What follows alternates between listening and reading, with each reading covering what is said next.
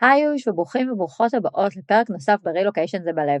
היום אתם הולכים לשמוע את החלק השלישי שהקלטתי יחד עם עדי ברגמן ולירון פוגל שמעוני, מייסדות מרכז ווילוקיישן. הקלטנו פרק אחד ארוך שהחלטנו בעצם לחלק אותו לשלושה, וכל חלק מוקדש לנושא או שניים שהם מאוד מאוד חשובים, שעיקרם בעצם עוסק בחשיבות ליווי רילוקיישן, לפני הרילוקיישן, תוך כדי המעבר, תוך כדי המסע הזה, והפרק היום עוסק באחד החלקים, אני חושבת הכי חשובים ברילוקיישן עם ילדים, ואולי הכי פחות מדוברים, וזה מתבגרים.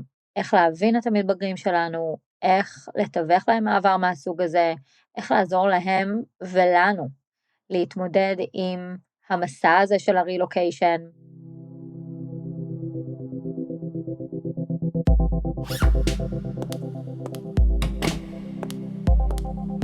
מסע הרילוקיישן יכול להיות עמוס באתגרים, אין ספור חוויות והתמודדויות. אני אביה טרכטינגוט, מאמנת נשים ואימהות לרילוקיישן ומערכות יחסים. אימא ל4 עולמות, נשואה לאבי וגרה בדלס טקסס שבארצות הברית. פה אשתף במסע הרילוקיישן האישי שלי, כדי לעזור לך להרגיש בבית גם ברילוקיישן.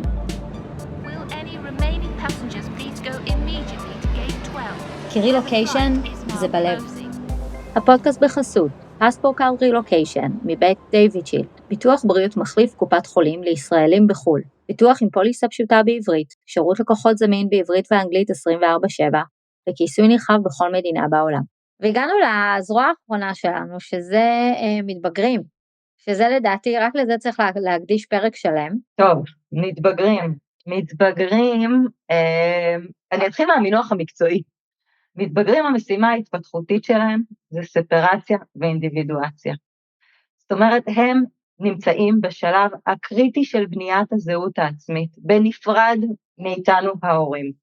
אם התנועה הטבעית, אם אנחנו ככה בארץ ויש לנו מתבגרים, בלתי נסבלים בלי קשר לרילוקיישן, הם זקוקים לבעוט, הם צריכים להתרחק מאיתנו. כל ההתנהגויות המטריסות האלה, הגלגולי עיניים, מטריקת דלתות, אתה לא מבין כלום, הדינוזאורית, זה בסדר, כי זה מה שהם אמורים לעשות. והם אמורים להיות עם הפנים לכיוון החברים שלהם. זאת קבוצת השייכות, הם יודעים הכי טוב, ושם הם אמורים להיות. מה אנחנו עושים בעצם ברילוקיישן? אנחנו, מעבר לזה שאנחנו מנחיתים עליהם איזושהי החלטה, שכל כך חשוב להם בגיל הזה לקבל את ההחלטות עבור עצמם, אבל הנחתנו עליהם את ההחלטה הזאת, אנחנו למעשה מסובבים אותם בחזרה אלינו, עם הפנים אלינו, זאת אומרת, מכניסים אותם הביתה, שוב, הם צריכים להיות ברמה המשפחתית, כי הם לא מכירים את החברים החדשים, הם לא יודעים מה קורה שם מבחינת מה לובשים, מה הקודים התרבותיים, מה מצחיק, איך מדברים, מה הסלנג, מה ראשי תיבות, כל הדבר הזה הוא נורא נורא נורא קשה להם. ולכן זה ככה בגדול גדול גדול, הטלטלה הזאת שהם חווים. מעבר לזה שבמאפייני החשיבה שלהם עם ילדים קטנים, הם עוד לא יודעים לחשוב קדימה ולהבין תהליך שבו מה יהיה כשאני אהיה שם, הם עסוקים גם ישכחו אותי, אני כבר לא אהיה רלוונטי פה, מי בכלל יזכור אותי, ואיך אני אהיה שם? רגע, אם אני הייתי רגילה להיות החברה הכי טובה והכתף התומכת, וזאת שבאים לדבר איתה, ונותנת עצות טובות, אני כבר לא יודעת לתת את העצות האלה, כי זה בשפה אחרת. ואם אני הייתי רגיל להיות הליצן של הכיתה, זה שזורק הערות, מה פתאום, אני אצחיק באנגלית, איך אני יודעת להצחיק באנגלית?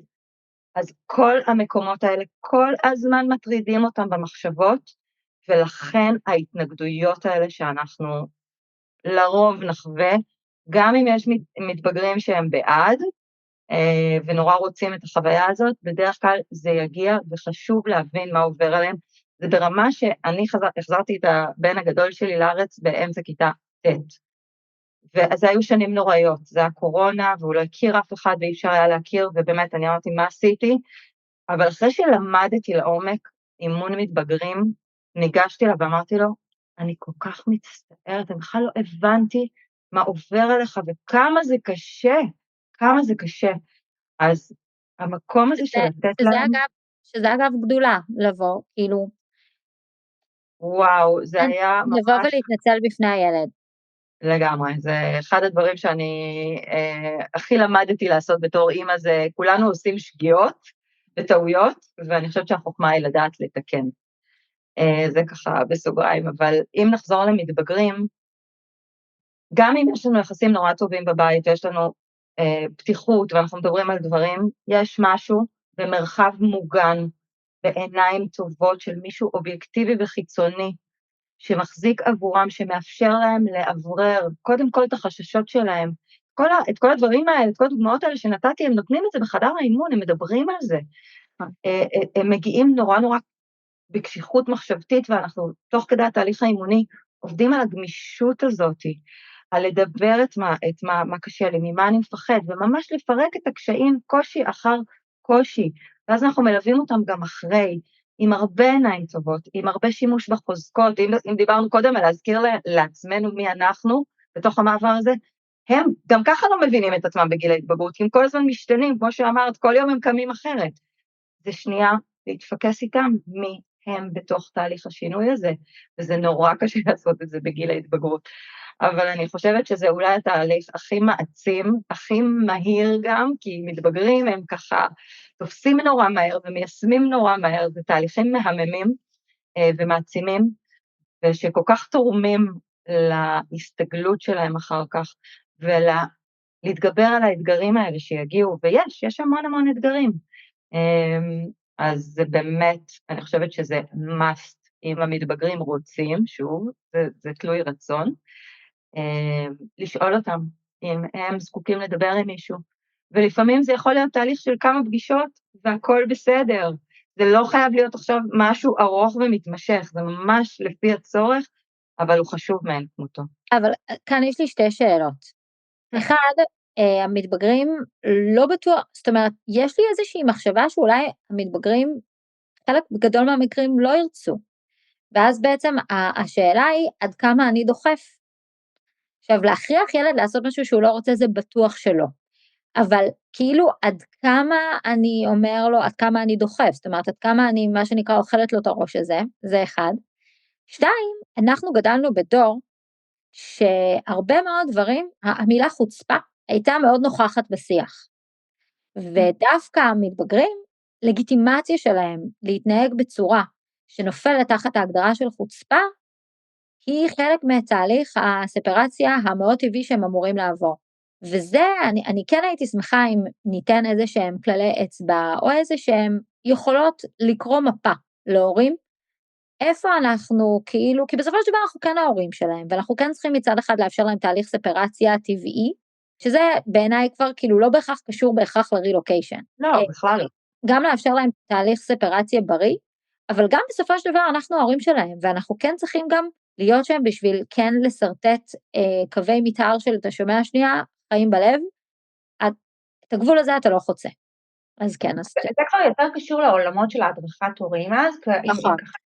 אם ננסה כאילו באמת להפריד בין הזה, אנחנו באמת זוכות לפגוש את המתבגרים משני צידי המתרס. אנחנו גם פוגשות אותם בתהליכי הדרכת הורים שהילדים כבר מתבגרים, ואנחנו בעצם מדברים עליהם בגוף שלישי, זאת אומרת עם ההורים עצמם, כן. וגם מתבגרים שרוצים, בעצם מביעים את הצורך לדבר בעצמם, שיהיה להם את אותו מרחב בטוח שלירון דיברה עליו, אז מול המתבגרים עצמם. להכריח, באשר לשאלה הראשונה, אי אפשר להכריח. בחיים. זה לא קיים, כי גם הרבה פעמים אנחנו מסבירות להורים, המטרות בחדר האימון הן המטרות האינדיבידואליות של המתבגר, לא המטרות שלכם ההורים. הורה יכול לפנות אלינו ממקום שהילד לא מוכן לעשות שיעורים, הוא לא מוכן להתאמץ בגלל שהוא צריך ללמוד את השפה החדשה, והוא לא מוכן לעשות את האקסטרה, והוא לא מוכן, והילד כאילו, ההורה לא יכול לתת את המטרות האימוניות של המתבגר. המתבגר שמגיע, הוא בא, ואנחנו בעצם מנסות לבדוק איתו, איפה הוא היה רוצה לראות את עצמו עוד 3 חודשים מהיום, עוד חצי שנה מהיום, מה חשוב לו, מה חשוב לו בשביל שהוא ירגיש יותר טוב עם עצמו, ממש ככה לקלף, כמו שאמרת מקודם, כאילו ברפלקציה הקטנה הזאת של מה עשה לי את היום הזה, טיפה יותר טוב, או מה היה לי היום קשה, או מה, זה משהו שאנחנו עושות איתם כל הזמן, מנסות על בסיס היום-יום, לנסות להבין אותם, והכי חשוב, שהם יבינו את עצמם יותר טוב. אז אי אפשר להכריח מתבגר לבוא. מה שכן אפשר, וזה הרבה פעמים זה להגיד, בוא נעשה שיחה אחת, אין שום התחייבות, אין שום זה. מקום שאנחנו ניתן את האפשרות לדבר, ניתן את האפשרות להשמיע, נסביר מה זה תהליך אימוני, נסביר מה זה אומר, ושם הרבה פעמים כבר יורדים המגננות, ובאמת יש יותר פתיחות ויותר מקום שהם רוצים את התהליך הזה עבור עצמם. זה גם דור יותר מפותח, כן, זה לא הדור שלנו שזה היה משהו לא בסדר איתי, הם מבינים, הם יודעים מה זה קואוצ'ינג, הם מבינים יופי את הצורך של זה, באמת, אנחנו יכולים ללמוד מהם הרבה מהדור. ברור לי. הם לא צובעים את זה כבעיה, הם לא באים ואומרים, זה בגלל שיש לי איזה בעיה, ממש לא, הם מסתכלים על זה כמקום שכאילו מישהו שיקשיב לי, מישהו שיוכל זה, אגב לירון קודם דיברה על המקום של המרחב הבטוח, הרבה פעמים גם מה שאנחנו שומעות מהם, זה לא רק את הקטע שיקשיבו לי וישמעו אותי, הם הרבה פעמים מאוד מוטרדים מזה שההורים שלהם מודאגים מהם מאוד, מודאגים מההשתלבות שלהם, קשה להם לסחוב על הכתפיים שלהם את הדאגה של ההורים. בדיוק, הם סוחבים על הכתפיים שלהם את הדאגה של ההורים, וזה קשה להם, אז הם פחות משתפים, והם פחות אומרים, והם פחות זה אגב משהו שהוא, גם אני רואה את זה בתור דור יותר מפותח, כי אני לא חושבת שאנחנו, אני יכולה להגיד על עצמי, ידענו לתקשר שזה מה שיושב עלינו, כי גם ההורים הביאו את עצמם, אולי קצת שונה ממה שאנחנו מביאים את עצמנו היום, אבל זה גם לדעתי איזושהי יכולת מאוד לא מובנת מאליה, שלילד יש בעצם יכולת להגיד, כבד לי, זה שהם ככה. כן, בהחלט, כאילו זה משהו שהוא, הילד ממש מרגיש, הוא ממש מרגיש הרבה פעמים, הוא ממש אומרים לנו המתבגרים, שגם ככה קשה לאמא ולאבא, גם ככה יש להם, זה גם ככה אמא עצובה. ואז אני לא רוצה להציב אותה עוד יותר, אני לא רוצה, זה קולות שאנחנו שומעות, כאילו במקום של זה. אז יש מקום שגם עוזר להם להחזיק את האופק, את התקווה, את האופטימיות, להראות את ההתקדמות הקטנה, המקום הזה של זה, בגלל שהם חושבים בשחור ולבן. אז או שאני מתלב לגמרי, או שאני אאוטסיידר. לגמרי. אנחנו רוצים להראות את האפור שבאמצע. איך האפור הכאה הפך להיות אפור קצת יותר בהיר, קצת יותר בהיר. אבל בהקשר למה שאמרת, שמגיע מהמקום של החוצפה, אני חושבת שאחד הכלים שאנחנו משתמשות כל הזמן בהדרכת ההורים, בשביל שההורים יבינו יותר טוב את הילדים שלהם, זה המטאפורה של הקרחון, שגם את משתמשת בה ומכירה אותה, המקום שבאמת ההתנהגות הגלויה יושבת בקצה, קצהו של הקרחון, החוצפה הזאת היא בעצם, היא נמצאת שם מעל פני המים, זה מה שאנחנו רואים, אבל הבסיס, מה שמזין את אותה חוצפה, זה כרגע סט שלם של תחושות, של כמיהות, של רגשות, של פחדים, של חששות, של צרכים לא ממומשים, כל הדבר הזה יושב מתחת לפני המים, והוא בעצם זה שמזין את ההתנהגות הגלויה. עכשיו, אנחנו מאוד מאוד בהדרכת הורים מנסות לעזור להורים לראות את החלק שמתחת לפני המים, וגם לעזור לתת מענה בשלב הראשוני, דווקא למה שנמצא מתחת לפני המים. זאת אומרת, דווקא למקום שמבקש הכלה, דווקא למקום שמחפש עיניים טובות, דווקא למקום שמחפש שיראו לי את ההתקדמות הקטנה, דווקא את המקום שמחפש את החמלה, את ההכלה, את המקום שבא ואומר, בוא נעזוב עכשיו את היום הזה הגרוע הזה שהיה, ונלך לאכול גלידה בפארק ביחד. גם לי היה יום ממש ממש קשה. בוא ניקח הפסקה של שעה מהיום הקשה הזה, ונלך לאכול גלידה. נחזור, ננסה, שיודע לעשות שנייה את המעקף על המקום הזה, כי ללמד ילד להנכיח ערך של כבוד בבית, בא קודם כל בזה שאנחנו נהיה אלה שנכבד אותו, שאנחנו נהיה המודל של הכבוד, ולא רק נגיד לו במילים, אתה לא תדבר אליי ככה, אתה צריך לתת לי כבוד, בגלל שאני אימא שלך. זה לא הולך ככה.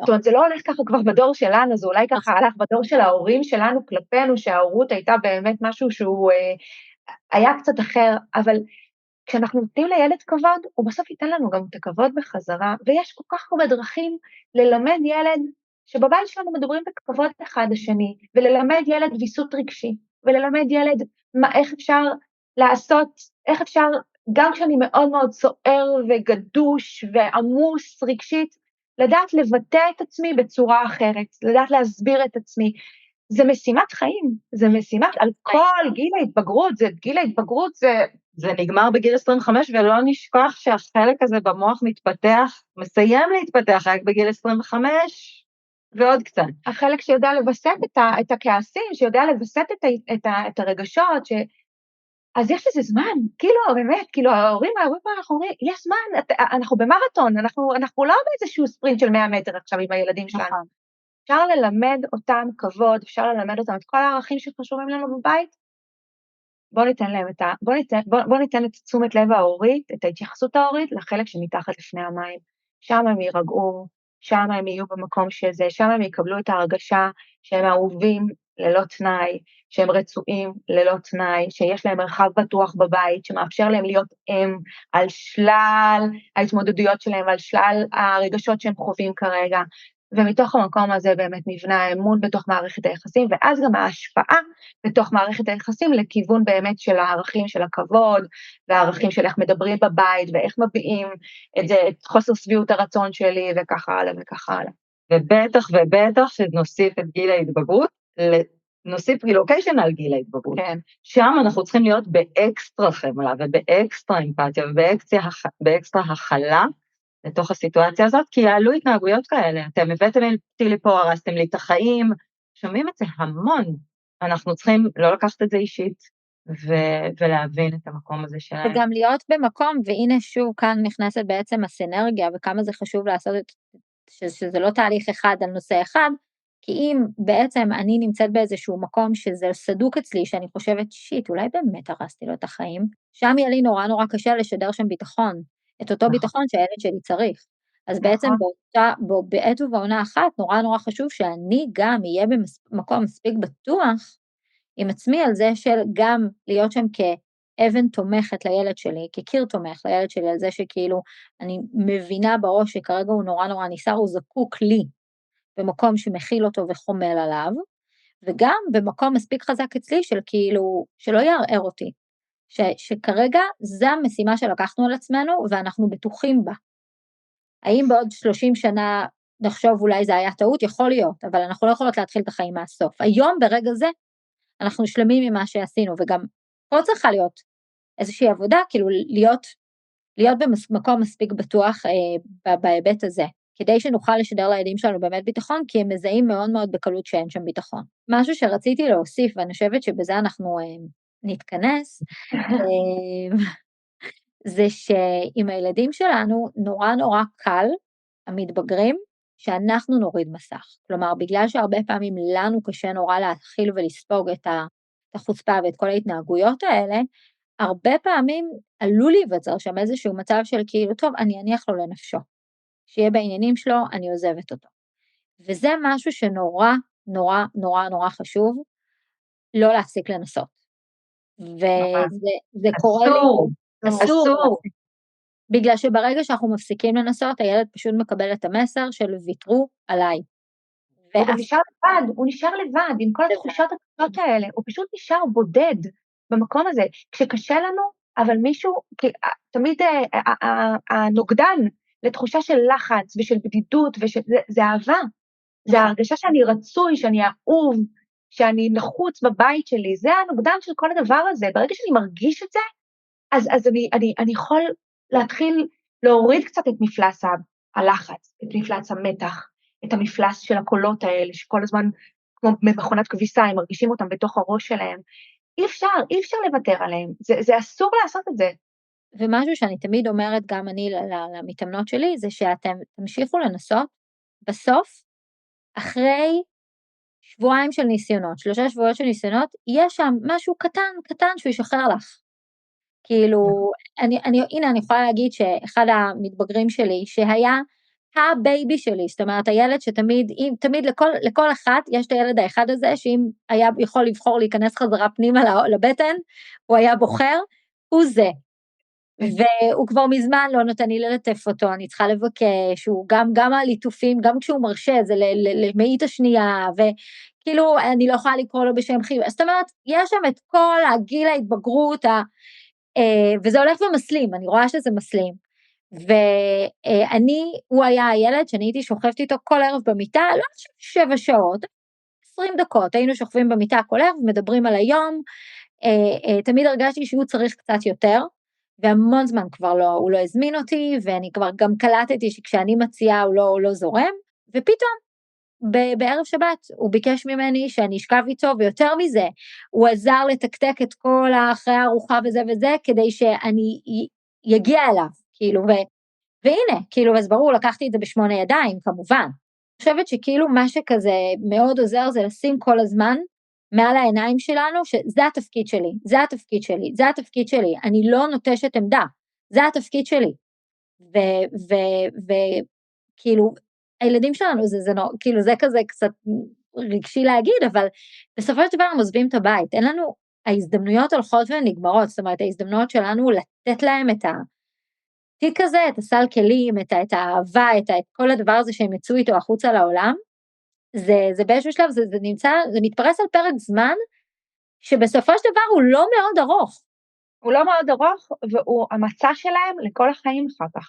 נכון. זה קצת איך שהם תרגלו את תנאי השייכות שלהם בבית, ואת מי הם ומה הם, ככה הם מגיעים אחר כך לתוך מערכות היחסים שלהם, לתוך מערכות היחסים הזוגיות שלהם, לתוך בניית המשפחה העתידית שלהם, אז זה מאוד מאוד מאוד מאוד חשוב, לראות כל הזמן אותם בראי היחסים, כל הזמן להגיד רגע, חשוב לי החוצפה, חשוב לי שידבר בכבוד, חשוב לי שיהיה זה, איך אני אבל עושה את זה? מתוך מקום שמקדש את היחסים, לא מתוך מקום שפוגע ביחסים, לא מתוך מקום שעכשיו דרישה, או איזשהו מקום שנותן לילד הרגשה שהוא מאכזב אותי, או מתוך מקום של איזה, כל הזמן לשאול איך הדבר הזה אז נראה, בתוך ראי היחסים, איך הדבר הזה נראה, בתוך המקום של לתת לילד את ההרגשה שהוא רצוי, שהוא אהוב, שהוא יכול, שהבית שלנו הוא לא אותו דבר בלעדיו.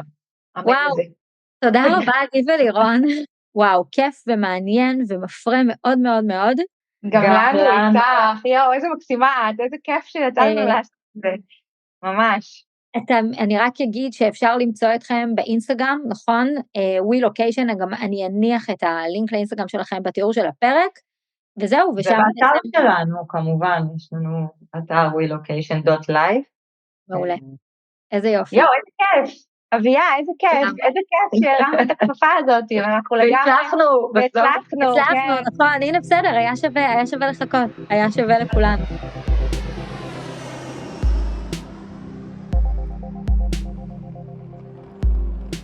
אני אבקש שתקחי לך רגע ותחשבי, מה את לוקחת מהפרק?